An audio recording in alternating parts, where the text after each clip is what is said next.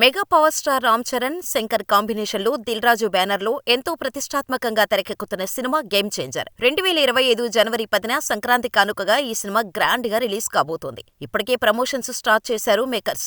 లక్నోలో teaser release చేయగా అదిరిపోయే రెస్పాన్స్ వచ్చింది. ఇదే జోష్ లో next super melody song release చేయబోతున్నారు. ఈ సినిమాకు తమన్ సంగీతం అందిస్తున్నారు. దీంతో వరుసపెట్టి మ్యూజిక్ అప్డేట్స్ ఇస్తున్నాడు తమన్. ఈ నేపథ్యంలో థర్డ్ సింగిల్ అప్డేట్ ఇచ్చేశాడు. అంతేకాదు 22వ తేదీన పోస్టర్, 25న ప్రోమో, 27న ఫుల్ సాంగ్ రాబోతుందని ఫ్యాన్స్ కి గుడ్ న్యూస్ చెప్పాడు. అయితే ఈసారి వచ్చే సాంగ్ మాత్రం మెలోడీ తరహాలో ఉంటుంది అని, మిమ్మల్ని అందరినీ కూడా ఒక డిఫరెంట్ వరల్డ్ లోకి తీసుకువెళ్తుందని తెలియచేశాడు.